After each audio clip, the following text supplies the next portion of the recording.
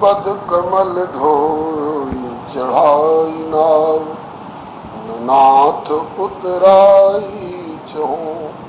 पहले कह चुका हूं, उतराई के लिए मैं कुछ नहीं कर रहा हूं। नाथ उतराई चहूं। इसी के बाद तो शपथ लगाई है, मोहि राम रावरियान, दशरथ शपथ सब साची को। ये 3 बातों के साथ शपथ लगी हुई है। चरण कमल धोऊंगा, नाव पर चढ़ाकर उस पार लगाऊंगा, और उत्तराई नहीं चाहता हूं, न चाहूंगा।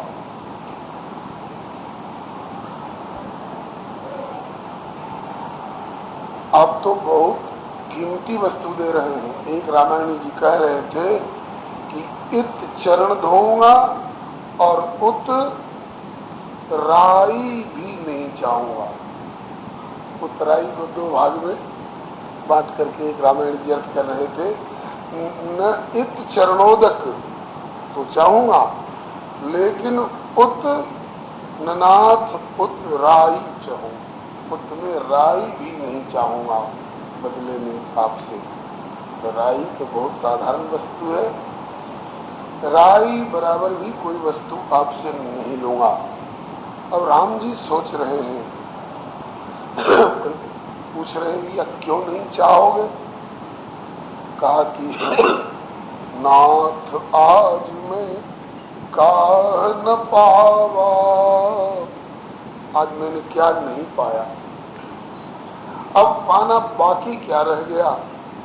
मैंने उनको पाया है जिनको पाने के बाद यम लब्ध्वा चा परम लाभम मन्यते नाधिकम ततः, जिससे अधिक कुछ लाभ हो ही नहीं सकता है। जब लाभ की सीमा में प्राप्त कर गया, लाभ की सीमा क्या है? इसी नाथ आज मैं काह न पावा, इसी भाव से मिलता जुलता भाव श्री भरद्वाज जी कह रहे हैं, लाभ अवधि, लाभ की अवधि, अवधि मैंने सीमा, तो उससे अधिक लाभ कुछ हो ही नहीं सकता है। क्या? लाभ अवधि सुख अवधि न दूजी, प्रभु तुम्हारे दर्श आस सब पूजी। आप मेरे जैसे अब ना एक मल्लाह के दृष्टिगोचर हुए, मेरे मुंह लगे, और मुंह लगुआ की तरह मैंने आपसे हठ ठाना, आपके चरण धोकर के चरणोदक लिए। मेरे पितर भी अगर मछली मारने वाले और मांसाहारी होने के नाते पहले से कहीं नरक इत्यादि में पड़े हों, तो वे भी पार हो चुके भवसागर से, नरक से पार हो चुके, भवसागर से पार हो चुके। अब बाकी क्या रहा? नाथ आज मैं काह न पावा, मिटे दोष दुख दारिद्र और दावा। दावा कहते हैं दावाग्नि को, दावानल को। ये तीनों दावाग्नि की तरह हमको जला रहे थे। हर प्राणी को जलाते रहते हैं, दोष जलाते रहते हैं, दुख जलाते रहते हैं, और दारिद्र जलाता रहता है। दरिद्रता क्या है? नहीं दरिद्र सम दुख जगमाही। पैसे की कमी को गोस्वामी जी ने दरिद्रता नहीं माना है। दरिद्रता है मोह दरिद्र निकट नहीं आवा। भक्ति मणि की प्रशंसा में आगे बात आएगी। तो मेरा जो प्राकृतिक दोष था वो दोष हमारा मिट गया। जातिगत दोष, कर्मगत दोष, भावगत दोष, वचनगत दोष, जितने थे सब हमारे दोष मिट गए और हमारा दुख मिट गया और दरिद्रता भी मिट गई। ये दावानल मेरा बुझ गया। क्यों? चरणोदक का जो शीतल जल पड़ा ना, तो अब अग्नि कैसे जलती रह सकती है? मैं शीतल हो चुका।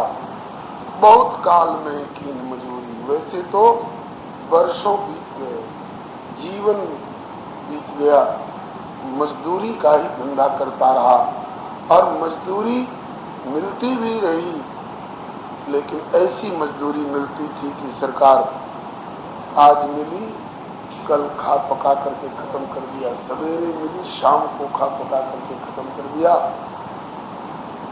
लेकिन आज बहुत काल में कीन मजूरी, आज दीन विधि भरपूर।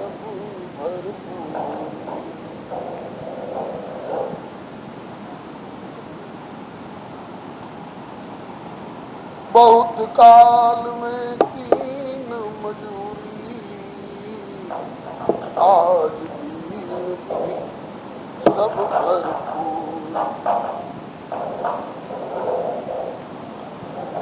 मजदूरी बहुत दिनों तक मैंने की, लेकिन आज दीन विधि। दो तरह का पाठ है, गीता प्रेस वाली प्रति में है, आज दीन विधि बनी भली भोरी।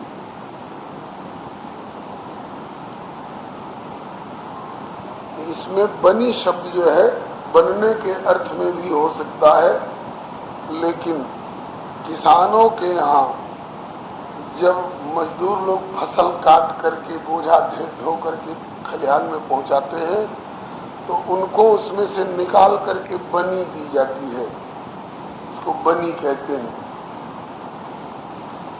तो आज हमारी बनी मिल गई और मेरी बिगड़ी भी बनी। जी, बनी मजदूरी को कहते हैं। तो मुझे मेरी बनी मिल गई और किस रूप में मिली? मेरी जन्म जन्मांतर की बिगड़ी बनी, तो आज सचमुच में हमारी बनी मिल गई। और पुरानी और प्रतियों में एक और तरह का पाठ है, बहुत काल में कीन मजूरी, आज दीन विधि सब भरपूरी। अगर पहले की मजदूरी में कुछ कसर भी नहीं हो, किसी ने हमसे काम 10 पैसे का लिया हो और 2 पैसे थमा दिए हो तो 8 पैसे का घाटा रह गया होगा। तो आज सब दिन का लगता है कि जोड़ जाड़ करके सूद के साथ हमारा सब बाकी बकाया दे दिया।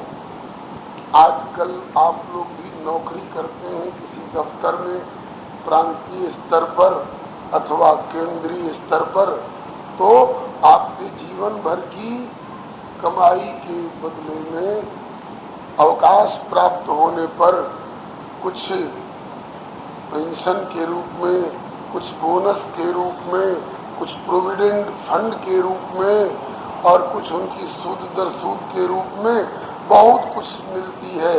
लेकिन वह भी ऐसी मिलती है कि यहीं छोड़ करके जाना पड़ता है।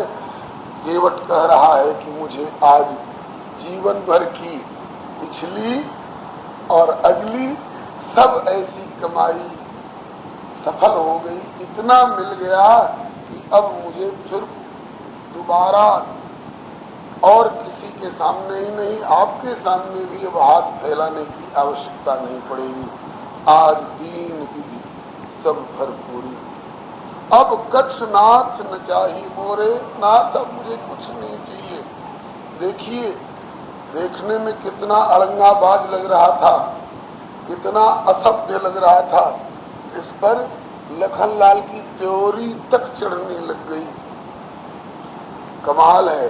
समझाया लखनलाल जी ने निषाद राज को, और निषाद राज के पीछे थोड़ा सा जो छलक करके इसके कान में पड़ गया था, इसी पर यह कितना भाव में भर गया है, कितना भाव में भर गया है। कहता है कि अब कछुनाथ न चाहिए मोरे, दीन दयाल अनुग्रह तोर। मैं समझ गया आप सचमुच में दीन दयाल हो, समझ गया कि सचमुच में आप दीनदयाल नाथ अहल्या सरीखे दीनहीन पर तो आपने कृपा की, मेरे सरीखे दीनहीन उपेक्षित मल्लाह पर भी आपने कृपा करी है। इसलिए दीनदयाल आपके अनुग्रह से, आपके इस अनुग्रह के अलावे अब कछ नाथ न चाहिए मोरे। प्रत्येक भक्त को यदि भक्ति करता है, यदि भगवान को चाहता है, तो ऐसी ही भावना होनी चाहिए। परम निष्काम वचन कर्म मन मोर गति, भजन करे निष्काम तिनके हृदय कमल मोह करो सतत विश्राम। आप लोगों को एक 6 घंटे 8 घंटे की ड्यूटी दुकान में और दफ्तर में करते हैं और लौट करके कोई शांत एकांत स्थान खोजते हैं कि चैन से विश्राम कर सके।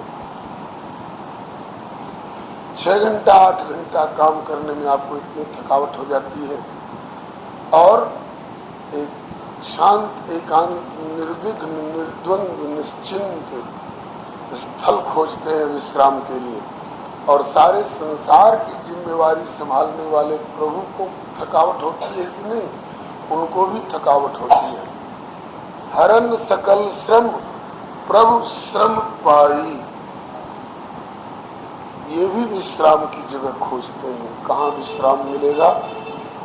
कभी क्षीर सागर में विश्राम करना चाहते हैं, कभी वैकुंठ में विश्राम करना चाहते हैं, करने भी लगते हैं लेकिन कर नहीं पाते हैं। क्यों? कभी गजराज पुकारने लग जाते हैं, कभी द्रौपदी पुकारने लग जाती हैं, कभी हजारों भक्त अपनी अपनी अरज गर्ज ले करके प्रभु मेरा यूं करो, मेरा यूं है, बहुत तरह की पुकार आती रहती है। तो कैसे विश्राम कर सकेंगे? तब फिर विश्राम के लिए कोई और शांत एकांत निर्विघ्न निर्द्वंद निश्चिंत स्थल खोजते हैं। तो कहाँ जगह मिलती है? बोले कि जगह मैंने खोज ली है, यहाँ मुझे विश्राम मिल जाता है। कौन सा? बोले कि वचन कर्म मन मोर गति, जो भजन करे निष्काम। वासना शून्य भजन, निष्काम भजन, निर्हेतुक भजन। तब योगी वचन कर्म मन मोरी गति, भजन करे निष्काम तिनके हृदय कमल मोह करूं सतत विश्राम। वहाँ सतत विश्राम होता है। मुझे वहाँ मेरे विश्राम में विक्षेप नहीं कोई डाल पाता है। तो ऐसा कौन है? बोले पहला उदाहरण मिला है कि वो निषाद राज्य भी उन्हीं में से हैं। निषाद राज्य को चाहते नहीं है। तो कहा कि सरकार अब कच्छ नाथ में चाहिए मोरे। हम लोग तो बड़ी बड़ी लंबी चौड़ी लिस्ट बना बना करके रखे हैं कि हमारी माला फेरने से यदि प्रसन्न होकर प्रभु आ जाए, हमारे पाठ करने से यदि प्रभु आ जाए, यदि हमारे घी के दीप जलाने से प्रसन्न होकर यदि प्रभु आ जाए और कहे कि क्या चाहते हो, तो ये मांगूंगा, ये मांगूंगा, ये मांगूंगा। लेकिन प्रभु निवास किसके हृदय में करते हैं? एक तो आप लोगों ने सुन लिया, वचन कर्म मन मोर गति, भजन करें निष्काम तिनके हृदय कमल में करो सत विश्राम। और आगे आप महर्षि वाल्मीकि से सुनेंगे,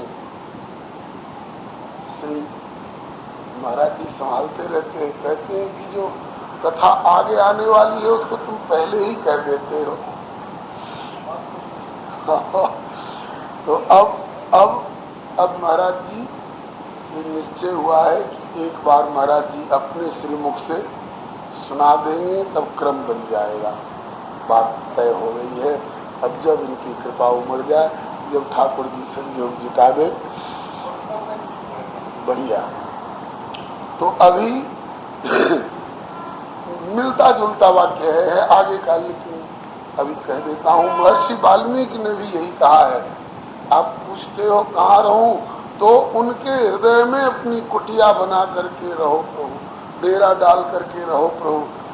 जाहि न चाहिए कबहू कछु,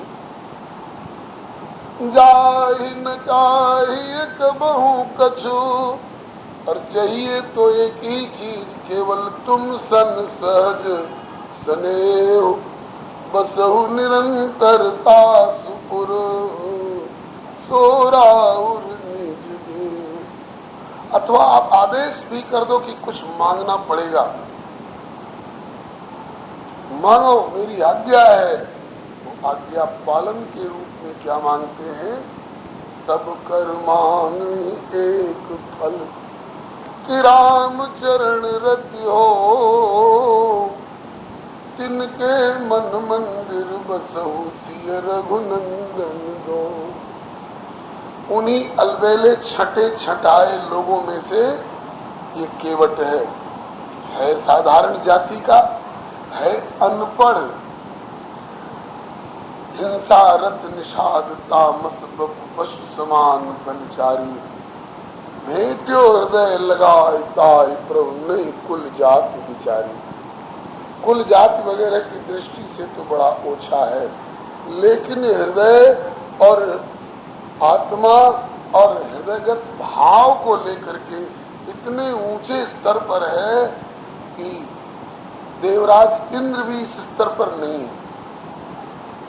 मुनि लोग भी अपनी अरज गरज रख देते हैं, लेकिन इसने अपनी अरज गरज नहीं रखी कि इतने बड़े राजाधिराज आए हैं, इनसे अपनी कोई समस्या रखो और उसका हल करा लो। आगे के अभी रास्ते के भी जंगली लोग इनसे आग्रह करेंगे, आप यहाँ रहिए, हम सब तरह से सेवकाई करेंगे। और एक बार ये नहीं कहते कि हम लोग संकट में हैं, हमारी रक्षा करो। देवता लोग और मुनि लोग तो जूथ बना बना करके और जय जय सुरनायक का करके हमारा संकट दूर करो, झंझट में है। बात है कि बड़ों के ऊपर झंझट आती है, बड़े बड़े भोगे विपत्ति छोटे दुख से दूर, तारे न्यारे होए रहे ग्रहण चंद्र अरसू, नानक नन्हे होई रहो जैसे बन की दूब, अरे बड़े बड़े ढह जाएंगे पर दूब खूब की खूब, तुलसी लघुता बड़े निकी है बड़प्पन बात, छोटे बछड़ा पै पिए और बड़े भय भुस खात, काकी लघुता ते प्रभुता मिले और प्रभुता ते प्रभु दूरी, चेटी को शक्कर मिले और हाथी के सिर धूर, सियावर रामचंद्र की। तो ये अपने छोटे पने में कितना बड़ा हो गया है कि इंद्र जहाँ इसका चरण है वहाँ इंद्र का मस्तक भी नहीं पहुंच सकता है। इन मानवाओं से ये सब सीखना है हम लोगों को। कहता है कि अब कछुनाथ न चाहिए मोरे, दीन दयालु अनुग्रह तोरे। श्रीमद् भागवत में नरसिंह भगवान ने श्री प्रहलाद जी से कहा, बेटा कुछ मांग। प्रहलाद जी ने कहा, अहम त्वकामस्त्वद्भक्त त्वं च स्वाम्यनुपाश्रय, आप मेरे निरपेक्ष स्वामी हैं। मेरे जैसे सेवक की कोई जरूरत नहीं आपके लिए। बड़े बड़े सेवक लक्ष्मी जी और विश्वसेन, जय विजय, हनुमान, गरुड़ सब सेवा में लगे हुए रहते हैं। जैसे आप मेरे निरपेक्ष स्वामी हो, ऐसे ही मैं भी आपका निष्काम सेवक हूँ। मन में कोई कामना नहीं है। कहा कि मैं कह रहा हूं कि कुछ मांग। तो कहा कि जो कुछ मांगने के लिए भक्ति करते हैं वे भक्त नहीं है, वे बनिया है। यस्त आशीष आशास्ते न सभृत्य सवई बणित, वो सेवक नहीं है, वो बनिया है। कुछ लेने के लिए आप को कुछ सेवा समर्पित कर रहा है तो वह आपका भक्त नहीं है। जो वस्तु चाहता है उस वस्तु का वो भगत है, और मैं किसी वस्तु का भगत नहीं हूं, मैं तो आपका भगत हूं। ठाकुर जी ने कहा कि मेरा भगत भी बनता है, और मैं कह रहा हूं कि मांगा तो नहीं मांग करके मेरी आज्ञा का उल्लंघन भी करता है। मेरी आज्ञा का उल्लंघन करके मेरा भगत कैसे बन सकता है? मेरा भगत है तो मेरी आज्ञा का पालन कर। प्रहलाद जी पका गए, नहीं मांगूंगा तो कहते कि आज्ञा का उल्लंघन होता है। नहीं नहीं प्रभु, आज्ञा का उल्लंघन नहीं करूंगा, कुछ मांगूंगा। हाँ मांग, ताकि इच्छा तो नहीं है मांगने की, लेकिन आप आज्ञा कर रहे हो इसलिए आज्ञा का पालन करने के लिए मांग रहा हूं। बोले हाँ मांगो। बोले कि यदि राशीष में कामान वरांस तुम वरदर्शभ, यदि हे वरदर्शभ, वर देने वालों परम श्रेष्ठ, यदि मेरी कामना की पूर्ति करना चाहते हो, मेरा मनोरथ पूर्ण करना चाहते हो, तो एक ही वस्तु दो। क्या? कान कामानाम हृदय संग्रोहम भवतस्तु वृणेवरम। अब तक तो कोई मांगने की इच्छा है ही नहीं, यही वरदान दीजिए कि भविष्य में भी कभी कुछ मांगने की इच्छा न हो। हद हो गई निष्कामता की प्रेरणा में। इसीलिए तो और लोग भगत कहलाते हैं, और हनुमान जी भगत शिरोमणि रहे प्रहलाद। कामना रख करके भगत कहला सकते हैं, भगत जी कहला सकते हैं, लेकिन भगत शिरोमणि तो वे हैं जाहि न चाहिए कबहू कछ,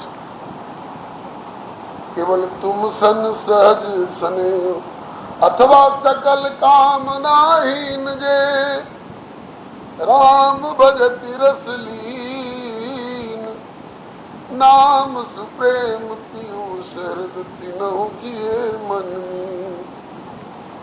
गोस्वामी जी तो वैराग्य संदीपनी में एक जगह कहते हैं कि हे प्रभु, आपके नाम जब का कोई फल होता हो तो फल जल जाए, आग लग जाए फल में। हमको आपके भजन का फल नहीं चाहिए, हमको तो आपका भजन चाहिए, हमको तो आपकी सेवा चाहिए, हमको तो नाम स्नेह चाहिए, आपके नाम में हमारा स्नेह बना रहे। तुलसी नाम स्नेह को जो फल सो जल जाओ, कोई फल इसका होता हो जल जाओ, फल हमको नहीं चाहिए, हमको तो नाम का स्नेह चाहिए। परम निष्कामता, पराकाष्ठा, जा न चाहिए कबो कुछ। गोवर्धन वाले बाबा इस सिद्धांत पर इतना जोर देते हैं, कहते हैं यदि प्रभु को चाहते हो तो प्रभु से कुछ मत चाहो, केवल प्रभु को ही चाहो। सुग्रीव धोखा खा गए, उन्होंने प्रभु से चाहा। हनुमान धोखा नहीं खाए। हनुमान, सुग्रीव क्या चाहते हो? कहा कि मेरी खोई हुई पत्नी मिल जाए, मेरा गया हुआ राज्य मिल जाए, मेरे मार्ग का कंटक मेरा भाई हट जाए, चल सब पूर्ति करेंगे। हनुमान जी से पूछा तुम्हें क्या चाहिए? कहा कि मुझे कुछ नहीं चाहिए, मुझे तो आप चाहिए। हनुमान जी को प्रभु ही मिले हुए। प्रभु के पास दो वस्तु है तो बहुत वस्तु, लेकिन दो प्रमुख है, एक तो है कृपा और एक है प्यार। तो कृपा का खजाना उनके लिए खुलता है जो प्रभु से कुछ चाहते हैं, और जो प्रभु से कुछ नहीं चाहते हैं उनके लिए कृपा का खजाना तो खुला ही हुआ है, प्यार का खजाना खुलता है। प्रभु प्यार उड़ेलते हैं, कृपा उड़ेले यह तो सामान्य बात है। कृपा तो सबके ऊपर समान रूप से बरसती रहती है। सूरज की किरणों में उनकी कृपा बरस रही है, चंद्रमा की चांदनी में उनकी कृपा बरस रही है, इन बादलों की ठुइयों में उनकी कृपा बरस रही है, संचरित प्राण संजीवनी वायु में उनकी कृपा बरस रही है। हमारे खाने में उनकी कृपा बरस रही है, हमारे सोने में उनकी कृपा बरस रही है, हमारे जीवन में उनकी कृपा बरस रही है, हमारे मरण में उनकी कृपा बरस रही है।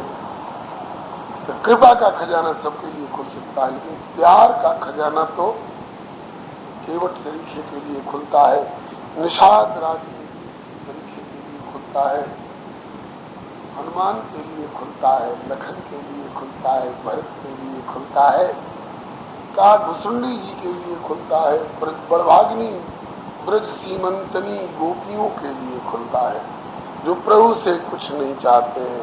साफ इनकार कर दिया, अब कछु नाथ न चाहिए मोरे, दीन दयालु अनुग्रह तोरे। हाँ, फिरती बार मुहि जो देवा, सो प्रसाद में सिर धर लेवा। लौटते समय आप जो दे दीजिएगा, अपने शरीर का एक उतरा हुआ चिड़ई दे दीजिएगा, कोई ले लीजिए, लेकिन लेने की कामना से नहीं, आप मेरे आभार के भार से दबे न रहे इसलिए कुछ ले लूंगा। एक भाव और कुछ महात्मा लोग कहते हैं, केवट कह रहा है आप अपनी जेब से कुछ नहीं दे रहे हैं, आप किशोरी जी से लेकर के दे रहे हैं। किशोरी जी भी आपको किसी से मिली है, किससे मिली है? जनक जी से मिली है। जनक जी ने किशोरी जी को आपके हाथों में सौंपा, इसके पहले उन्होंने आपके चरण धोए थे।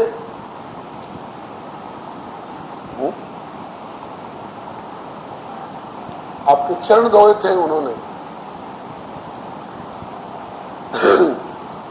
करी मधुप मन मुनि जोगी जन, जैसे अभिमत गति लहे, ते पद पखारत भाग्य भाजन, जनक जय जय सब कहे। तो उन्होंने चरण पखारने से पहले गहनों से और वस्त्रों से अपनी सीता को सजा करके तैयार रखा था। तो उन्होंने चरण धोया तो आपको कुछ दिया, और मैंने आपका चरण धोया तो मैं आपसे कुछ ले लूं?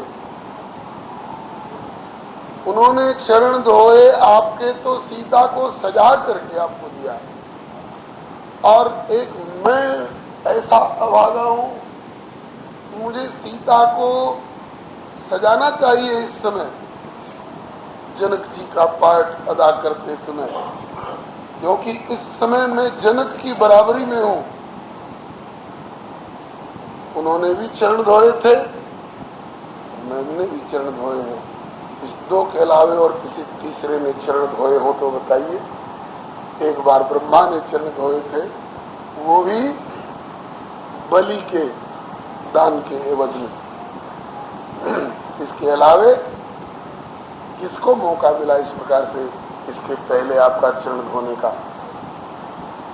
तो जनक जी ने चरण धोए तो अपनी बेटी जानकी को सजाए और आपके हाथ में दिए, और मैं चरण धोए तो मैं जानकी को चाहिए था मुझे और सजाना, तो सजाने के बजाय और उनके हाथों की अंगूठी उतरवा लो और उतरवा करके ले लो।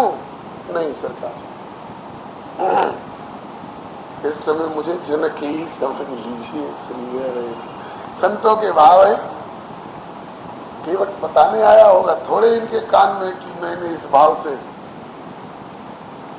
नहीं लिया, लेकिन संतों के हृदय में ठाकुर अपनी लीलाओं को और इन भक्तों के भावों को स्फुरित कराते रहते हैं। हम लोग रामायण पढ़ लेते हैं, लेकिन अपनी आंखों से पढ़ लेने से, संतों से जो ये भाव हमें प्राप्त होते हैं, कि अपने पढ़ने से कहां से मिलेंगे? हमें भी जिन संतों से मिला है उनके प्रति कृतज्ञता ज्ञापन करते हुए हमें इनका परिवेशन करना चाहिए। आज नहीं नाथ, नहीं लूंगा, इसके उसके बाद प्रभु ने सोचा कि मेरे कहने से नहीं ले रहा है, क्योंकि मुझसे ठीक हो गया है, मुझसे डिजाइन से बात कर रहा है। शायद जीवाचार्य जिनके उपदेश से ये मेरे मर्म को जान सका था, उनके प्रति इसकी श्रद्धा हो, शायद उनके कहने पर ले ले। इसलिए कहा कि भैया लक्ष्मण, तुम जीवाचार्य हो, तुम समझाओ गुरु की हैसियत से, शायद तुम्हारे कहने से ले ले।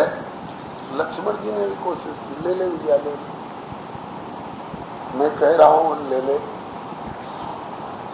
नहीं लूंगा सरकार, नहीं लूंगा। लक्ष्मण जी भी हार गए। तब श्री सिया जी से इशारा किया, आपके प्रति इसका बहुत भाव है, आप अपने हाथों से दो, आप जगत जननी हो। बच्चे मचल जाते हैं तो और की बात न माने, लेकिन माँ की बात तो मान लेते हैं। आप दो, शायद आपसे ले ले। तो सिया जी ने भी कोशिश की, नहीं लूंगा सरकार, नहीं लूंगा। मैं कसम खा के कह चुका हूं, मोहि राम राव रिपान दशरथ शपथ सब साथी कहूं, पद कमल धोल चढ़ाए नाव, ननाथ उतराई चाहूं, ननाथ उतराई चाहूं। लेना तो दूर की बात है, चाहूं भी नहीं।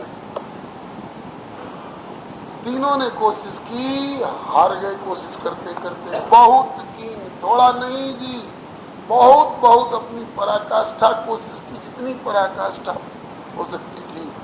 बहुत कीन प्रभु लखन सिय, लेकिन नहीं कछुके वट ले।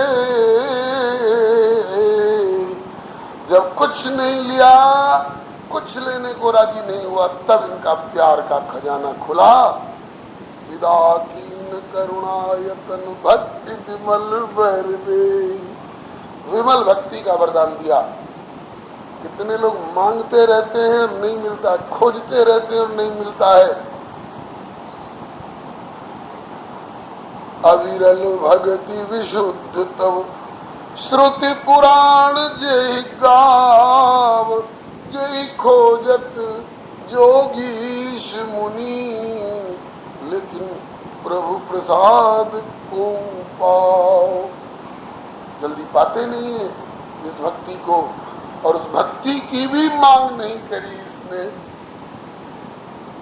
बल्कि अपनी तरफ से अपना प्यार का खजाना खोला, ले लिया। इसका अधिकारी तो ही है, भक्ति विमल वर दे। इसका मतलब कि विमल भक्ति का वरदान उसी को मिलता है जो केवट की तरह निष्काम सेवा परायण चरणानुरागी होता है। बहुत कीन प्रभु लखन सिय, नहीं कछुके वट ले। विदा कीन करुणायतन भक्ति विमल वर दे। अब गाड़ी तेज रफ्तार में चलेगी, क्योंकि केवट ने बहुत देर लगा दी है इनको। रघुनाथ जी ने स्नान किया, भगवान शिव की पूजा की, पूज पार्थिव नायो माथा। सिया जी ने गंगा जी से प्रणाम करके मनौती मानी कि पति देवर संग कुशल बहोरी, आज करो जी पूजा तेरी। आशीर्वाद दो गंगे माता, जो कुशल पूर्वक अपने पति और देवर दोनों के साथ लौट करके फिर तुम्हारी पूजा करो। गंगा जी ने कहा कि सीते, आप साधारण नारियों की तरह मुझसे मनौती मना रही हो, मांग रही हो, क्या तुम्हें मांगने की आवश्यकता है? अरे तुम्हारी कृपा से लक्ष्मी को लक्ष्मी पना मिलता है, पार्वती को पार्वती पना मिलता है, और ब्रह्माणी को ब्रह्माणी पना मिलता है। तुम्हारे अंश से ये प्रकट होती हैं।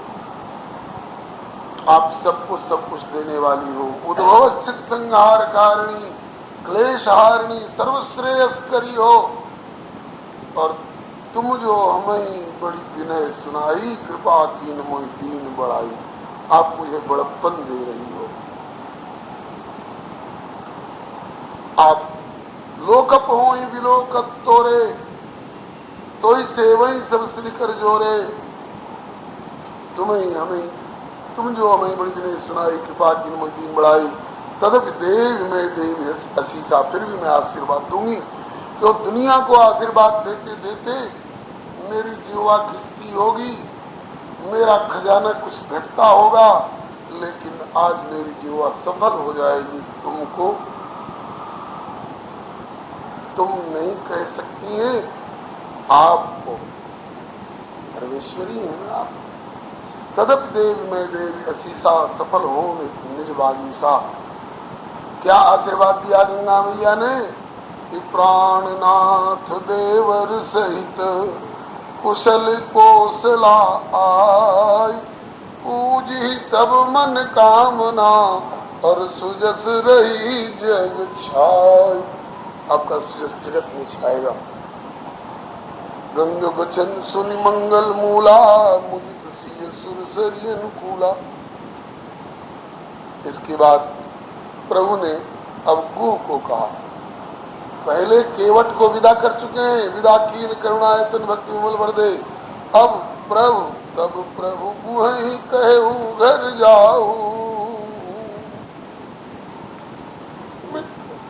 अब तुम लौटो, वनवास मुझको हुआ है, तुमको नहीं हुआ है, अब तुम लौटो। अब तो निषाद राज का हाल ऐसा हो गया महाराज, सुनत सुख मुख भाव हृदाऊ, कंठ सूखने लगा। तो मुझे लौटा रहे हैं, मुझे साथ नहीं ले जाए।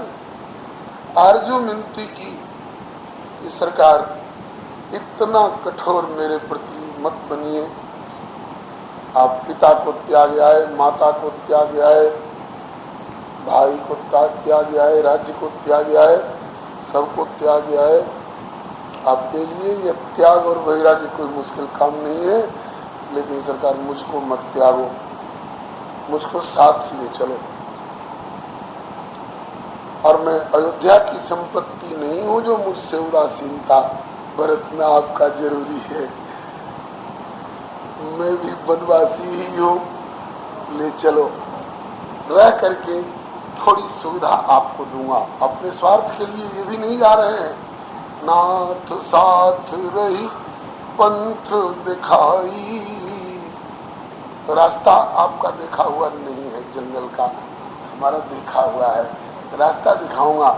नहीं तो वैसे आप लोगों को पूछना पड़ेगा हम किधर जाएं, इधर ये रास्ता कहाँ जाता है, ये रास्ता कहाँ जाता है। इसलिए नाथ साथ रही पंथ दिखाई। ऐश्वर्य में प्रभु सबको रास्ता दिखाते हैं, सूर्य और चंद्रमा को भी, लेकिन माधुर्य में यह मित्र की हैसियत से प्रभु को रास्ता दिखाएगा। नाथ साथ रही पंथ दिखाई, और कर दिन चार चरण से उताई। 4 दिन कम से कम हमको मौका दे दो प्रभु, आपकी चरण की सेवा करने का मौका मिल जाएगा। इसके बाद कम से कम वहां तक चलने दो मुझे। जेहि बन जाए रघु रघुराई, पर्ण कुटी में कर सुहाई। आपको अपने हाथों से खंबा गाड़ने के लिए कुल्हाड़ा न चलाना पड़े, आपको खंती से धरती खोदनी नहीं पड़े, आपको अपने हाथों से खंबे न गाड़ने पड़े, आपको अपने हाथ से कुश और साथरी और मुंज सरपत सरकंडा काटना न पड़े, आपको अपने हाथ से रस्सी न बटनी पड़े। सरकार ये सब काम मैं करूंगा। यही बन जात रघुराई, पर्ण कुटी तह कर्म सुहाई। पत्तों की एक कुटिया बना दूंगा, और जब आप उसमें प्रवेश कर जाओगे, जब आप उसमें रहने लग जाओगे, उसके बाद पुनि मोहि कह जस देव रजाई, सोई करी हो रघुवीर दुहाई। कम से कम इतनी दूर चलने की अनुमति दीजिए। श्री रघुनाथ जी ने उनका प्रेम देख करके, ताकि अभी अगर इनको हटा देंगे यहाँ से हार जाएंगे, घबरा जाएंगे। इसलिए कहा कि ठीक चलिए आपके मेरे साथ रहने से, और वही 2-4 दिन, और जब तक कुटिया बने तब तक के लिए इसमें मेरा व्रत खंडित नहीं होता है। सहज स्नेह राम लखिता सुई, बनावटी स्नेह नहीं है। स्नेह भी 2 तरह का होता है, एक किसी से उधार लेकर के दिखावे के लिए होता है, बनावटी प्रेम भी होता है। इनका बनावटी प्रेम नहीं है, सहज स्नेह ये अंतरात्मा का सहज स्नेह है। सहज स्नेह राम लखिता सु संगलीन को हृदय उलासु। इसके बाद तब गणपति शिव सुमेरी प्रभु नाय सुर श्री माथ सखा अनुज सहित बन गमन कीन रघुनाथ। चलते जा रहे हैं, चलते जा रहे हैं, चलते चलते प्रयाग क्षेत्र दिखाई पड़ने लगा। प्रयाग और अयोध्या के बीच में श्रृंगेरपुर पड़ता है। बीच में श्रृंगेरपुर आया अयोध्या चलने के बाद, इसके बाद अब प्रयाग आया। प्रयाग की बड़ी महिमा है और तीर्थ कहलाते होंगे, ये तीर्थराज कहलाते हैं। राजा के पास खजाना होता है, राजा के पास छत्र चंवर होता है। तीर्थराज के यहाँ संगम जो है वही इनका सिंहासन है, और अक्षय वट जो है वही इनका छत्र है। और बड़ा भारी सुंदर रूपक दिया गया है। संगम सिंहासन सुहा छत्र खैबट मुनि मोहा चंवर जमुने और गंग तरंगा देख हो दुखदारित भंगा। 4 पदार्थ भरा भंडारू पुण्य प्रदेश देश चारू सचिव श्रद्धा नारी माधव श्री हितकारी। उस प्रयागराज में प्रभु पहुंच करके, और श्री गोस्वामी जी कहते हैं को कह सके प्रयाग प्रभाव, प्रयाग के प्रभाव को कौन कह सकता है। अस तीरथ पति देख सुहावा सुख सागर रघुबर सुख पावा।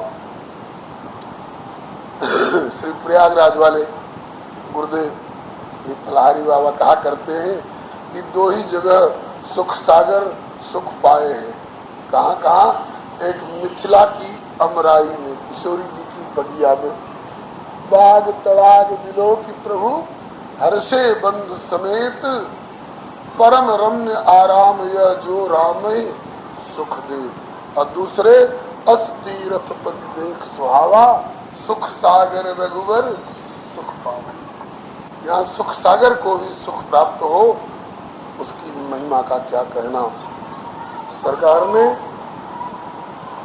स्नान किए, मुदित नहाय कीन शिव सेवा पूज यथाविध तीर्थ देवा। स्नान किए, भगवान शिव की पूजा किए, और इसके बाद वहाँ के तीर्थ के जो देवता लोग हैं उनकी भी सेवा पूजा किए। और तब प्रभु भरद्वाज वहीं आए, भरद्वाज जी के पास में आए। ये भरद्वाज जी महर्षि वाल्मीकि के शिष्य, महर्षि वाल्मीकि के शिष्य हैं। ऐसा श्री वाल्मीकि रामायण में आया है। तो अभी चेला से पाला पड़ रहा है, गुरु जी से आगे पाला पड़ेगा। श्री भरद्वाज जी ने श्री रघुनाथ जी का बड़ा भारी भव्य स्वागत किया, और वहां पर प्रभु निवास भी किए। भरद्वाज जी ने अपने भाग्य को सराहा। अब तक जितनी मैंने साधनाएं की थी, सब साधनाएं सफल हो गई। श्री राम जी ने अपना अवतार सफल माना।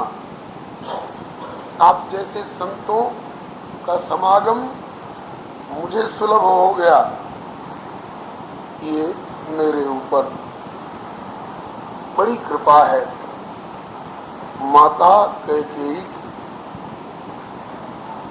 दुनिया के ऊपर राम जी कृपा करते हैं, राम जी के ऊपर कृपा कौन करेंगे भाई?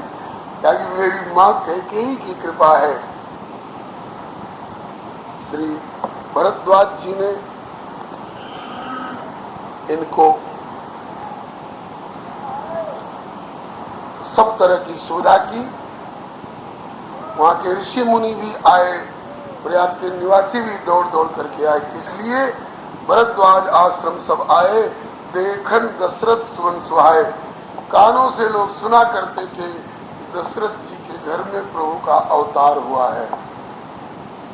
जो समर्थ थे वो जाके देखे भी होंगे अयोध्या तक, लेकिन जो भी अयोध्या तक जा नहीं पाए होंगे वो सुने कि जो प्रभु अवतार लेकर साकेत गोलोक वैकुंठ छोड़ करके दशरथ जी के घर में आए, वे ही प्रभु आज प्रयाग तक आए हैं। कहा कि बस अब सब काम धाम छोड़ो, पहले उनके दर्शन करो। चाहिए तो हमको था वहां तक जाना, हम नहीं जा सके तो वे ही आ गए यहाँ, तो चलो दर्शन करो। तो कौन कौन आए? बोले यह सुदीपाय प्रयाग निवासी, बटु तापस मुनि सिद्ध उदासी। सब तरह के संत लोग आए। राम प्रणाम कीन सबका, राम जी ने उनको प्रणाम किया। श्री राम जी सबके प्रणम में हैं, लेकिन श्री राम जी एक राजकुमार की हैसियत से नर नाट्य करके हम लोगों को शिक्षा देते हैं कि ये छोटे से ब्रह्मचारी भी सामने आ जाएं, उनको भी प्रणाम कर लिया करो। साधक आवे उनको भी प्रणाम कर लिया करो, सिद्ध आवे उनको भी प्रणाम कर लिया करो। संतों को प्रणाम करने से, अपने से बड़ों को प्रणाम करने से लाभ ही लाभ होता है। अभिवादनशील से मनु जी महाराज का निर्देशन है। अभिवादनशील से नित्यम वृद्धों से नाम चत्वारित वर्धनते आयुर्वित्तम यशो बलम। जो बराबर अभिवादनशील है, बराबर प्रणाम करना जानता है, बड़ों का आदर करना जानता है, उसकी चार चीजें बढ़ती हैं। आयु बढ़ सकती है। किसी सिद्ध के मुख से निकल गया कि चिरंजीवी हो, दीर्घजीवी हो, तो साधारण का वाक्य भले सफल न हो, लेकिन किसी सिद्ध के मुख से निकल गया तो चिरंजीवी हो जाए। जैसे वशिष्ठ जी के आशीर्वाद से मार्कंडेय जी चिरंजीवी हो गए थे। तो आयु बढ़ती है, वित्त धन बढ़ता है।